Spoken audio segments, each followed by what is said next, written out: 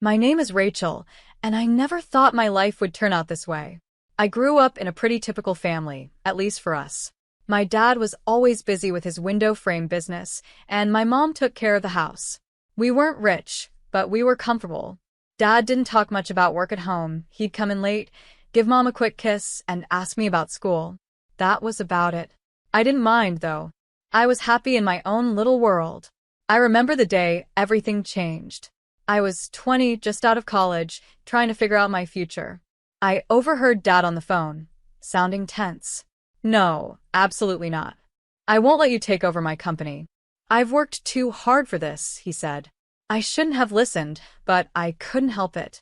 My stomach turned as I realized Dad's company was in trouble. Why hadn't he said anything?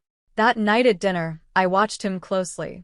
He seemed normal, joking with Mom about her overcooked pot roast, but I noticed the worry lines around his eyes and how his smile didn't quite reach them. I knew I had to do something, but I didn't know anything about business. Still, I couldn't just sit back and watch my family's livelihood fall apart. The next day, I did some research. It wasn't hard to find out who was trying to take over Dad's company, a big businessman named Raymond Joseph.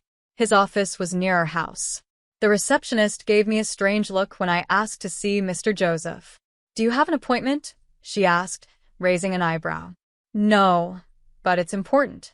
Please, just 20 minutes, I begged." She must have felt sorry for me because, after a phone call, she waved me toward the elevator. "Top floor," she said. The ride up felt like it took forever. When the doors opened, I was face to face with Raymond Joseph himself. He was older than I expected, with silver hair and sharp eyes. Well, he said, looking me over. "What do we have here?" I swallowed hard. "Mr. Joseph, I'm Rachel Jackson. I'm here about my father's company, Jackson Windows." His eyebrows shot up. "Jackson's daughter? This is unexpected. Come in, let's talk." I followed him into his office, trying not to be distracted by the view. He sat behind his large desk and motioned for me to sit. "So, Miss Jackson, what can I do for you?" I took a deep breath. "Please, don't take over my father's company. It means everything to him. There must be another way." Joseph leaned back, studying me. "Interesting," he said. "I have a deal for you, Miss Jackson," Mr. Joseph said. "I'll leave your father's company alone if you agree to marry my son." I stared at him, thinking I must have heard wrong. "Excuse me?" I asked. "You heard me. Marry my son, help him mature a bit, and your father's company will be safe." I left Joseph's office in a daze. Marry his son? Was he crazy? But the more I thought about it, the more I realized I didn't have much of a choice. It was either this or watch my dad's hard work fall apart. The next day, I was back in that intimidating office. Joseph was waiting, a smug smile on his face. "So, Miss Jackson, have you made your decision?"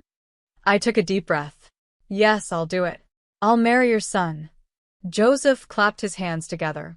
"Excellent. Let me introduce you to him, shall we?" Before I knew it, I was being led into another room, and there he was, Joseph's son. I expected a stiff businessman, but the man who stood up to greet me was anything but. He was tall, with messy dark hair and a crooked smile. "Hey," he said, extending his hand. "I'm Brandon." "You must be Rachel." I shook his hand, trying not to show my surprise. "Yeah, that's me." Brandon's father cleared his throat. "I'll leave you two to get acquainted." As soon as the door closed behind him, Brandon's relaxed demeanor changed. He ran a hand through his hair, looking uncomfortable. "Look, I'm sorry about this. My dad, he's got some pretty old-fashioned ideas." I shrugged, trying to play it cool. "It's fine. We're both adults, right? We can handle this." Brandon laughed, but it sounded forced. "Yeah, sure. Just a casual arranged marriage, no big deal." We spent the next hour talking, and I hate to admit it, but Brandon was actually kind of interesting. He was smart and funny, even if he seemed a bit irresponsible. I could see why his father wanted him to grow up. Over the next few weeks, Brandon and I started dating, or at least, we went through the motions. We went to dinners, movies, the usual stuff, but there was always this awkwardness between us. We both knew this wasn't real, no matter how much we tried to pretend. 7 months after that meeting in Joseph's office, I found myself walking down the aisle. My dad looked so proud, so happy. He had no idea about the deal I made to save his company. As I said my vows, I looked into Brandon's eyes. There wasn't really love there, but there was friendship, and maybe that could be enough. The reception was a blur of congratulations and champagne. At one point, Brandon's mother, Emma, cornered me. Her smile was tight. "Welcome to the family, dear," she said, her voice dripping with insincerity. "I hope you'll make Brandon happy," she said. I put on my best fake smile and replied, "I'll certainly try, Mrs. Joseph." As we left for our honeymoon, I caught a glimpse of my father-in-law. He was beaming, clearly pleased with himself. I felt a flash of anger. It was all just a game to him. The first few years of our marriage were interesting. Brandon and I settled into a routine. We lived in a nice house, thanks to his father's wealth, but it felt more like we were roommates than husband and wife. I did my best to be a good influence on Brandon, and slowly, I saw changes in him. He started spending less time with his party-loving friends and more time at the office with his father. I could see the pride in his father's eyes as Brandon began showing real interest in the business. It made me feel like maybe this whole arrangement wasn't for nothing. Brandon's mother, on the other hand, was different. She never said anything outright, but I could feel her disapproval in every glance. She'd purse her lips when I spoke or give me backhanded compliments like, "Oh, Rachel, that dress is interesting. So brave of you to wear something like that." I grit my teeth and smile. "Thank you, Mrs. Joseph." Despite the challenges, I held on to hope. Maybe, just maybe, Brandon and I could grow to love each other. Maybe when we had kids, things would change. But life had other plans. On a crisp fall day, we got the news. Brandon and I sat in the doctor's office, the silence heavy between us.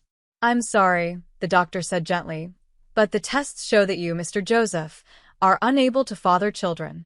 The words hit me like a physical blow. No children. The one thing I'd been counting on to bring us closer, to make this marriage real, was now impossible. That night, as I lay awake, I thought about my own parents. Dad's business had flourished since I married Brandon. He'd even managed to double his turnover. I was happy for him, truly, but I couldn't help feeling a bit lost. I wanted to work, to have a purpose beyond being Brando's wife. But when I brought it up to him, his response was swift and firm. "Work? Why would you need to work? We have more than enough money." "It's not about the money, Brandon. I want to do something meaningful," I insisted. He shook his head. "In our circle, wives don't work. They do charity. Why don't you start a foundation or something?" And so, the Rachel Joseph Foundation for Children with Cancer was born. It wasn't what I had imagined for myself, but it gave me a purpose. I threw myself into the work organizing fundraisers, visiting hospitals, doing whatever I could to help. Brandon didn't seem to care much about my new passion. In fact, he didn't seem to care much about anything. These days, Brandon and I were living separate lives under the same roof. We shared the same space but rarely connected. 7 years passed, and then everything changed again. Brandon's father suddenly died of a heart attack, and just like that, Brandon was pushed into the role of CEO. I tried to be supportive, but I could see how much he was struggling with his new responsibilities. For years later, we got more bad news. Brandon's mother was diagnosed with cancer. Brandon suggested moving her to a care facility, saying they can take better care of her there. But his mother refused. "I will die in my own home," she insisted, her chin held high with determination. With my experience from the Cancer Foundation, I took charge of her care. I hired nurses, arranged treatments, and spent hours by her side. To my surprise, Emma's attitude towards me began to soften. One day, as I was adjusting her pillows, she held my hand and said softly, "You're a good woman, Rachel. I'm sorry I didn't see it sooner." Tears welled up in my eyes. "Thank you, Mrs. Joseph," I replied. For years had passed since Brandon took over his father's company.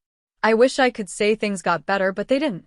Brando's behavior became more unpredictable. He was drinking more, coming home at odd hours, and snapping at me over the smallest things. One day, I got a call from Brando's assistant. "Mrs. Joseph, I'm sorry to bother you, but Mr. Joseph hasn't been to the office in days. Is everything all right? When Brandon finally came home that night, smelling of alcohol, I confronted him. Brandon, what's going on? Your assistant called. You haven't been to work. He laughed bitterly. Work? What's the point? The company's going under anyway. Dear old dad left me a sinking ship, and I couldn't keep it afloat. I couldn't believe what I was hearing. All those years of hard work, gone. And Brandon seemed almost relieved. Desperate to save something, I reached out to my father. Even though he was semi-retired, he agreed to help and offered Brandon a position as his deputy, hoping to guide him back to success. But Brando's heart wasn't in it. He showed up late, left early, and did the bare minimum. I watched helplessly as my father's sales started to decline. I knew I had to talk to Brandon seriously. One night, after he'd had a few drinks as usual, I approached him. Brandon, we need to talk about work. You're barely showing up, and my father's company is suffering because of you. Brando's face twisted with anger. Oh, so now it's my fault, he snapped. I never wanted this, Rebecca, any of it. What are you talking about? I asked, confused. He let out a harsh, ugly laugh. This life, this marriage. I'm just waiting for Mom to die so I can sell her house and get out of here. I stared at him, horrified. How can you say that? Your mother is dying and all you care about is her money? Don't act all high and mighty, he snapped. We both know this marriage is a sham. You're just as eager to get out as I am. Disgusted, I turned to leave the room. As I opened the door, I found myself face to face with Brandon's mother. The look on her face told me she had heard everything. For a moment, we just stared at each other. Then, silently, she reached out and squeezed my hand. In that gesture, I felt her gratitude, her understanding, and her sorrow.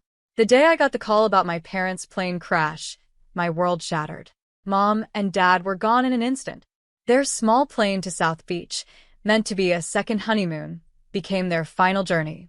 I needed support, someone to lean on, but Brandon was nowhere to be found. My own husband couldn't even be bothered to show up to the funeral. As I stood there, watching my parents' caskets lowered into the ground, I felt more alone than ever. After the funeral, my sorrow turned into anger. How dare he? How could he abandon me when I needed him most? Fueled by this newfound fury, I marched into Dad's company, our company now, I supposed. The sight that greeted me when I entered Dad's old office made my blood boil. There was Brandon, lounging in Dad's chair like he owned the place, barking orders like some conquering hero. Brandon, I said, my voice tight with barely contained rage. We need to talk. He looked up, annoyed. What is it now, Rebecca? Can't you see I'm busy? Busy? I spat. You couldn't even be busy enough to come to my parents' funeral. Brandon rolled his eyes. Oh, here we go with the moralizing again. You know what, Rebecca? Always nagging, always pushing. Well, I'm done with it and I'm done with you. I stared at him, shocked. Then I saw something change in his eyes, a cold, calculating look replaced the anger. You know, Rebecca, he said, his voice suddenly calm, this company is worth about $500 million. And guess what? As deputy director, it's all mine now. My heart dropped. What are you talking about? He leaned back in Dad's chair with a smug smile. I'm the deputy director. I have all the passwords, access to all the accounts. I'm in charge now, and there's nothing you can do about it. You can't do this, I said, my voice shaking. You've already run your father's company into the ground. I won't let you do the same to my father's legacy, I said. Brandon just laughed, a cold, harsh sound.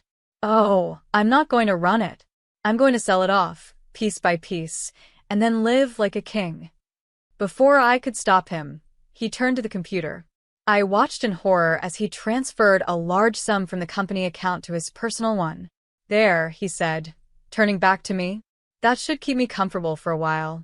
Then, as if this was just a minor inconvenience, he reached into his desk drawer and pulled out a stack of papers. He tossed them at me casually. Oh, and here are divorce papers. I think it's time we ended this farce, don't you? I caught the papers reflexively, my mind reeling. This couldn't be happening. It was all too much. Too fast, my parents gone, my marriage over, my father's company being stolen right in front of me. I left the office in a daze, clutching the divorce papers. But as I walked, something inside me shifted. I had spent years bending to Brandon's will and his father's manipulations. No more. It was time to fight back. With renewed determination, I headed straight to my father's lawyer's office. Mr. Andrew had been Dad's friend and confidant for years. If anyone could help me, it would be him. "Rachel," Mr. Andrew said, rising to greet me as I entered his office. "I'm so sorry about your parents. How are you holding up?" I collapsed into the chair across from him, the events of the day spilling out in a rush. Mr. Andrew listened patiently, his expression growing more serious by the minute. When I finished, he leaned back in his chair, a small smile playing on his lips. "Rachel, I think it's time I shared something with you. Your father's will, he made some changes just before the accident." As he read the will, I felt a weight lifting off my shoulders. The company, it was mine, all mine. Dad had left it to me, not Brandon. But there was more. Mr. Andrew looked up from the papers, his eyes twinkling. "There's something else you should know. Your father dismissed Brandon last week before his death fired him outright." I couldn't help it. I laughed, a real, genuine laugh for the first time in what felt like forever. So all those orders Brandon was giving were completely meaningless? Mr. Andrew nodded. Then he pulled out an envelope. "There's one more thing, a letter from your father." With shaking hands, I opened it. Dad's familiar handwriting blurred as tears filled my eyes. "My dearest Rachel," it began. "If you're reading this, it means I'm gone. I'm sorry I had to leave you like this, but I hope I've given you what you need to build the life you deserve. The company is yours now, and Rebecca, it's time to let go of Brandon. You've given enough to that marriage, it's time to start living for yourself. I love you, sweetheart. Make me proud." I looked up at Mr. Andrew, wiping my eyes. "Do you have a pen?" Without a word, he handed me one. I signed the divorce papers Brandon had given me, feeling lighter with each stroke of the pen. "Can you file these?" asked as I handed them back. "I want this done as quickly as possible." Mr. Andrew nodded. "Consider it done." As I left his office, I felt free for the first time in years, maybe for the first time ever. I was in control of my own life. No more Brandon. No more Josephs pulling my strings. On impulse, I pulled out my phone and called Brenda, my best friend from the charity foundation. "Brenda, it's Rachel. Want to meet for coffee? I've got some news." An hour later, we were seated in our favorite cafe, lattes in hand. "So," Brenda said, eyeing me curiously, "what's the big news?" I took a deep breath and told her everything: Brandon, the company, the divorce. Brenda listened, her eyes widening. When I finished, she reached across the table and squeezed my hand. "Girl, you're free, and now you're the boss." I couldn't help but smile at her enthusiasm. "I don't know, Brenda. Can I really run a company?" She gave me a stern look. "Are you kidding me, Rachel? You've been running that charity foundation like a pro for years. You're smart, organized, and you actually care about people. You're going to be an amazing CEO." After my talk with Brenda, I felt invigorated. It was time to face reality and get my things from Brando's house. I never really thought of it as my home, and now I knew why. When I arrived, I found my mother-in-law, Emma, in the living room. She looked tired from her ongoing battle with cancer. "Emma," I said gently, "I'm here to get my things. Brandon and I are getting divorced." To my surprise, her eyes filled with tears. "Rachel, I know I haven't always been kind to you, but you've been so good to me. Would you consider taking me with you?" I was stunned. "You want to come with me?" Before she could answer, the front door slammed open, and Brandon stormed in, his face red with fury. "You," he shouted, pointing at me. "What the hell did you do? The company accounts are blocked. I can't access the money." I straightened my spine and looked him in the eye. "That money isn't yours, Brandon. It never was. Oh, and by the way, my father fired you 5 weeks ago. You have no claim to the company." "I've already told security not to let you in the building," I said. Brandon's mouth opened and closed like a fish out of water. Then he noticed his mother packing a suitcase. "Mom, what are you doing?" he asked. Emma looked at her son, her expression a mix of sadness and determination. I'm going with Rachel. I'm sorry, Brandon, but you've shown that you can't be relied on. Brandon's face turned an even deeper shade of red. Unreliable? Me? This is all your fault.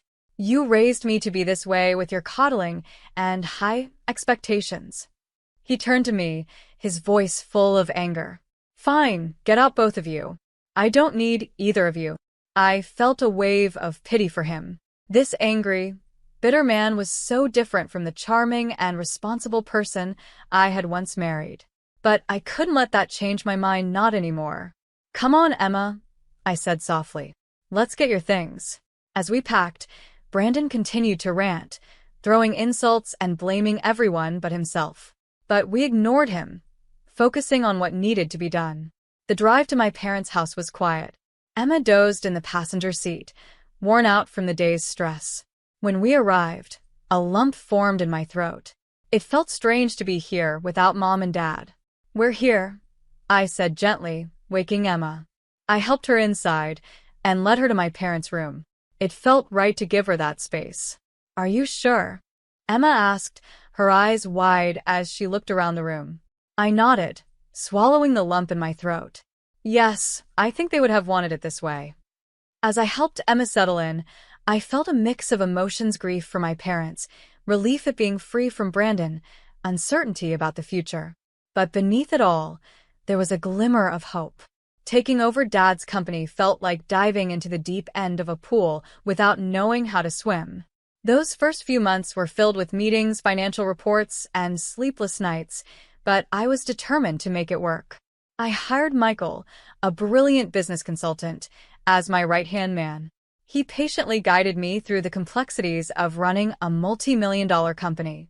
You've got good instincts, Rachel, he'd say. Trust them.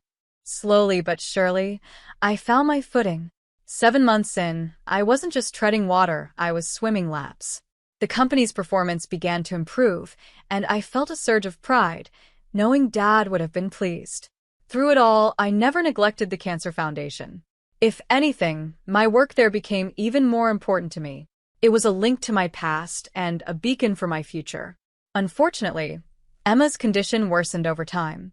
I dedicated myself to caring for Emma, determined to make her final days as comfortable as possible. Over those 4 years, we grew close, healing old wounds and forming a bond one never thought possible. On the day she passed, I held her hand and whispered, "Thank you for everything, Emma." She weakly squeezed my hand, a small smile on her face, before she slipped away peacefully. I organized the funeral myself, making sure everything was just right. Brandon didn't show up. I wasn't surprised, but it still hurt to see how far he had fallen. A few weeks after the funeral, I got a call from Mr. Andrew. "Rachel, there's something you need to see. Can you come to my office?" When I arrived, I was shocked to see Brandon there, a young blonde hanging onto his arm. He smirked at me. "Well, if it isn't the little CEO. Don't worry, I'm just here to collect my inheritance. Mom and I might have had our differences, but blood is thicker than water, right?" I bit my tongue and waited for Mr. Andrew to speak. The lawyer cleared his throat and began reading Emma's will. As he spoke, I watched Brandon's smug expression turn into disbelief, then anger.